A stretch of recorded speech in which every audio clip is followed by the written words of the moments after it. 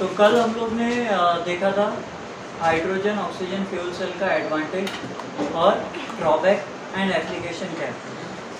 अगर एडवांटेज की बात की जाए आपका फ्यूल सेल का, तो एक तो इसके अंदर यूज़ किया जाता है हाइड्रोजन एंड ऑक्सीजन, जो कि हमारे नेचर को कोई भी इफेक्ट नहीं करता एनवायरनमेंट को। साथ में ये जो फ्यूल सेल है ये कभी जल्दी ख़राब नहीं होता आपका।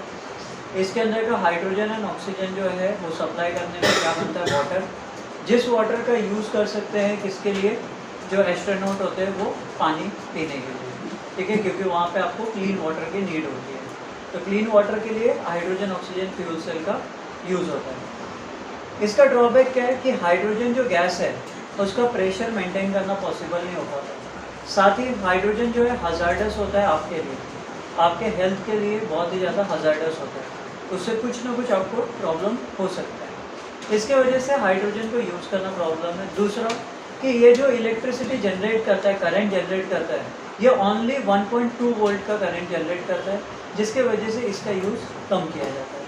साथ में फ्यूचर में देखा जाए तो इसका यूज़ सोचा जाता है कि हॉस्पिटल्स, घरों में और बहुत सारे ऑटोमोबाइल इंडस्ट्रीज़ में इसका यूज़ होगा। ऑटोमोबाइल इंडस्ट्री में आज के टाइम पे भी एज ए एक्सपेरिमेंटल बेसिस यह हाइड्रोजन ऑक्सीजन फ्यूल सेल का यूज़ किया जाता है। अब बात करते हैं इसका कंस्ट्रक्शन क्या है, बनता कैसे है और क्या है। अगर इसकी बात की जाएगी तो इसके अंदर 2 इलेक्ट्रोड डाले जाते हैं कार्बन के, और ये जो इलेक्ट्रोड होते हैं इसको साइड से प्लैटिनम से कोटिंग किया जाता है।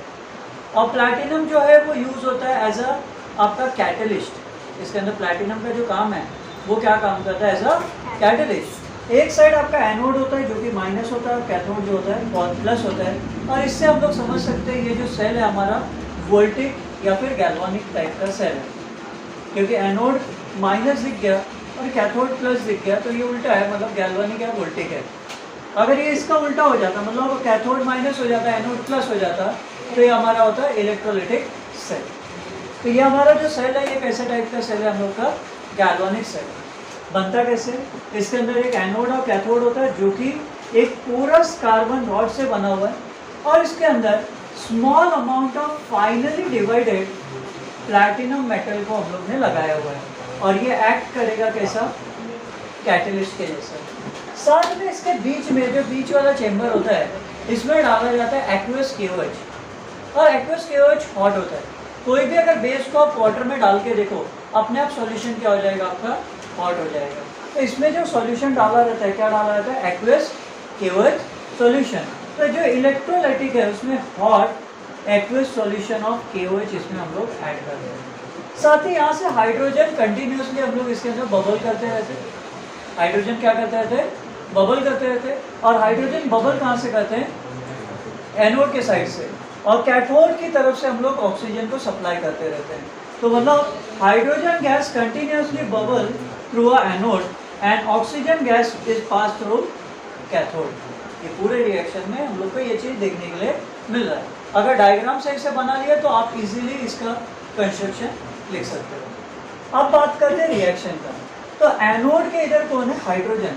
तो हाइड्रोजन एनोड के इधर है, मतलब हाइड्रोजन का क्या होगा, ऑक्सीडेशन। और जो कैथोड है वो क्या है, उधर क्या होगा आपका, कैथोड के तो ऑक्सीजन है, मतलब ऑक्सीजन का क्या होगा आपका, रिडक्शन। तो अगर यहाँ पे एनोड की तरफ देखते हैं तो हाइड्रोजन का ऑक्सीडेशन होगा, मतलब लॉस ऑफ इलेक्ट्रॉन होगा। क्या होगा, तो हाइड्रोजन जब लॉस ऑफ इलेक्ट्रॉन करेगा तो बनेगा H+। 2 इलेक्ट्रॉन लॉस करके 4 इलेक्ट्रॉन लॉस करके क्या हो गया आपका, H+ बन गया। और ये H+ OH के साथ कंबाइन होकर क्या बन जाएगा हमारा, H2O। अब बात करते हैं ऑक्सीजन का। ऑक्सीजन का क्या होगा, रिडक्शन। और रिडक्शन में क्या होता है, गेन ऑफ इलेक्ट्रॉन। तो ऑक्सीजन क्या करेगा, इलेक्ट्रॉन को गेन करेगा, और ये जो OH वहाँ पे अपना हुआ था ये यहाँ पे क्या वापस मिल जाएगा। मतलब इलेक्ट्रॉन गेन करके वाटर के साथ कंबाइन होकर किसमें कन्वर्ट हो जाएगा, आपका OH- आयन में कन्वर्ट हो जाएगा। अब बात करते हैं जो कैंसिल होता है उसको कैंसिल कर लेते हैं। 4 इलेक्ट्रॉन से 4 इलेक्ट्रॉन कैंसिल हो गए, 4 OH से 4 OH क्या हो गया, कैंसिल। 2 वाटर से 2 वाटर कैंसिल, बचा कितना वाटर, 2। तो रिएक्टेंट साइड में बचा हाइड्रोजन, रिएक्टेंट साइड में बचा ऑक्सीजन, और प्रोडक्ट साइड में बचा वाटर। अपने को पता ही है 2H2 + O2 gives 2 molecule of water, ये हमारा जनरल रिएक्शन है। ये जब हम लोग इसको केमिकल एनर्जी, जब ये हम लोग का रिएक्शन में OH का बॉन्ड फॉर्म होता है तब ये एक एनर्जी रिलीज करता है जो कि डायरेक्टली कन्वर्ट होता है किसके अंदर, इलेक्ट्रिकल एनर्जी में। मतलब जब OH का बॉन्ड जो है आपका ब्रेक होते रहता है तो उसी समय एक एनर्जी रिलीज करता है और वही एनर्जी कन्वर्ट किसमें होता है आपका, इलेक्ट्रिकल एनर्जी में। और इसमें अगर बात करें कैथोड और एनोड पे कितने पावर होते हैं, तो इसका कैथोड के पास होता है 0.4 वोल्ट और एनोड के पास पावर होता है -0.83 वोल्ट। और हमारा सेल रिएक्शन का एक फॉर्मूला मैंने लिखवाया था, E0 cell is equal to E cathode minus E anode. अब यहाँ पे माइनस है, यहाँ पे भी माइनस है, माइनस माइनस क्या हो जाएगा प्लस। जब दोनों को प्लस करोगे तो वैल्यू आएगा 1.23 वोल्ट। मतलब 1.2 वोल्ट के आसपास ही ये नियर बाय है। इसके लिए बोला जाता है ये जो सेल है कितना इलेक्ट्रिसिटी जनरेट कर सकता है, आपका करंट 1.2 वोल्ट का करंट जनरेट कर सकता है। क्लियर है? हाँ,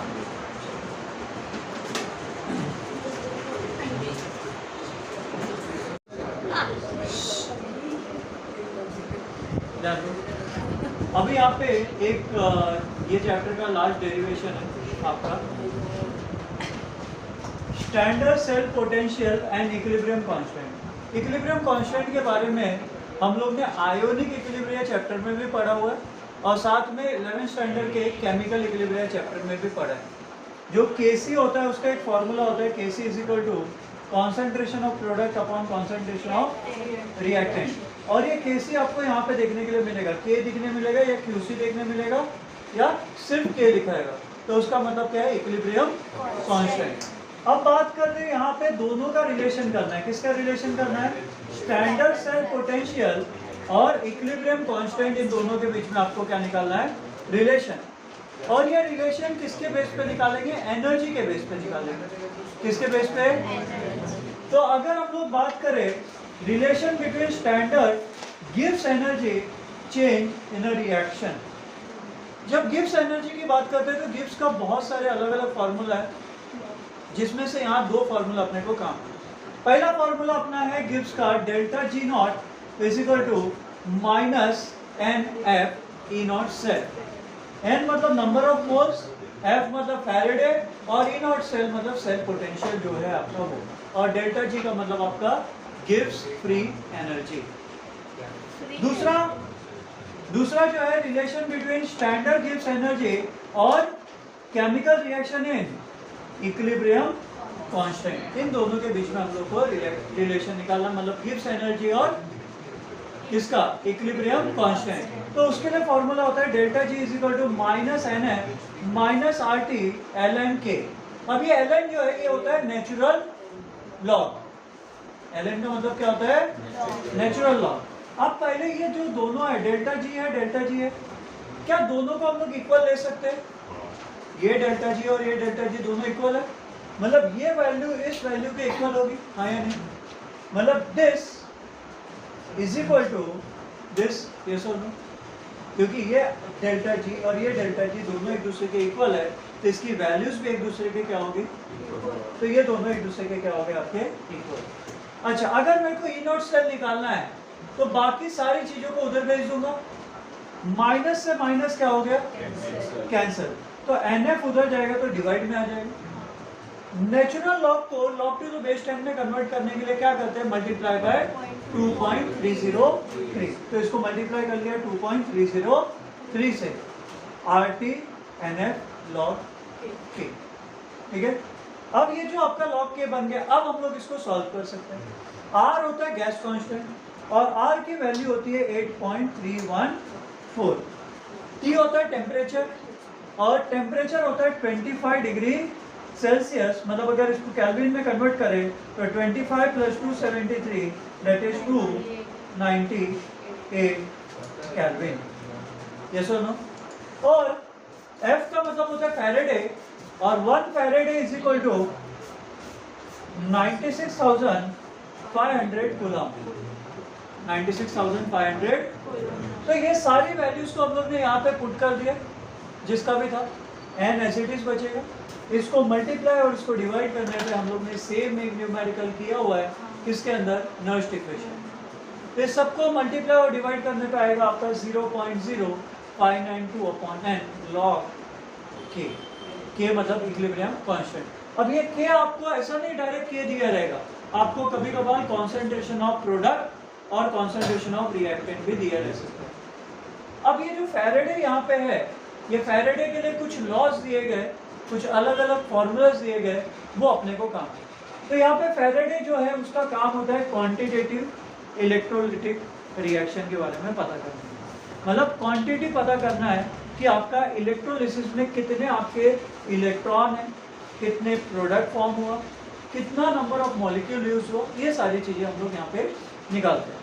तो पहला आपका आता है कि अगर आप क्वांटिटी फाइंड कर रहे हो किसका, इलेक्ट्रिसिटी जो पास हो रहा है उसका, तो इलेक्ट्रिसिटी का करंट का फॉर्मूला क्या होता है, Q = I × T या फिर I = Q/T।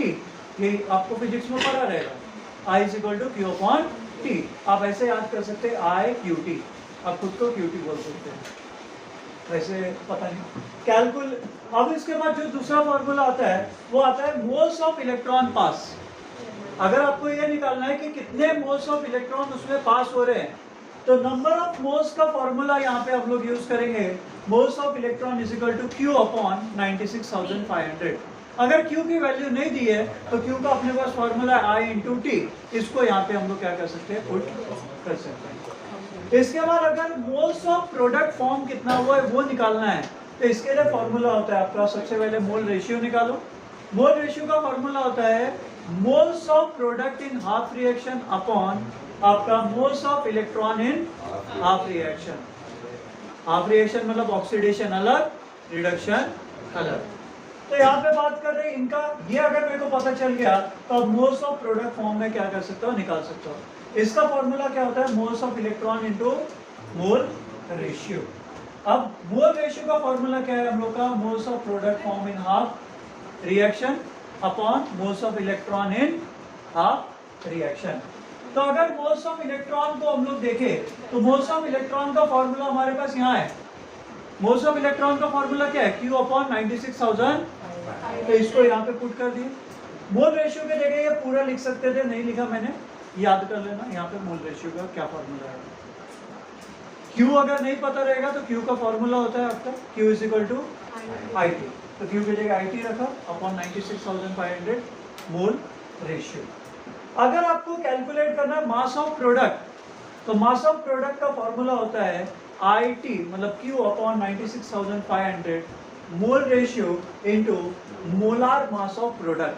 किसका मोलार मास, प्रोडक्ट का मोलार मास। मतलब बस एक चीज यहाँ पे बढ़ गया, मोलार मास ऑफ प्रोडक्ट। अगर मास निकालना है तो पूरा फॉर्मूला यही, बस एक क्या बढ़ गया यहाँ पे, मोलार मास ऑफ प्रोडक्ट। अब इसी फॉर्मूला को थोड़ा सा सिंपल किया हुआ है। अगर कभी कभार हम लोग को सिर्फ मास दिया रहता है, हम लोग को मोलार रेशियो दिया रहता है या फिर निकालना रहता है, वहाँ पे कुछ वैल्यूज दी रहती है प्रोडक्ट की और इलेक्ट्रॉन की, तो हम लोग को मोलार रेशियो आ जाएगा। M का मतलब होता है आपका जो भी सॉल्वेंट है उसके लिए, और 2 जो होता है वो किसके लिए होता है, आपका सॉल्यूट के लिए। तो M1 जो है वो क्या निकालोगे, मोलार मास ऑफ सॉल्वेंट, और M2 किसके लिए निकालोगे, सॉल्यूट के लिए। तो यही जो दो फॉर्मूला जो है इसको इधर भेज दिया है, ठीक है, प्रोडक्ट के इधर क्या भेज दिया आपको, ये जो आपका W है इसको एज इट इज रखा, बाकी टर्म को हम लोग ने क्या किया, ये मोलार रेशियो नीचे आ गया और मोल किधर आ गया, नीचे। यहाँ पे मल्टीप्लाई में तो इधर आके क्या हो गया, डिवाइड। तो अगर दो चीज के बीच में रिलेशन निकालना है, दो अलग अलग मासेस दिए हुए हैं या फिर एक मास फाइंड आउट करना है, एक मास दिया हुआ है, तब जाके हम लोग ये फॉर्मूला यूज करेंगे। जनरली इसी फॉर्मूला के बेस पे ज्यादा करके आपके न्यूमेरिकल आते हैं, ज्यादा करके न्यूमेरिकल इसी फॉर्मूला पे आपको देखने के लिए मिलेंगे, ठीक है।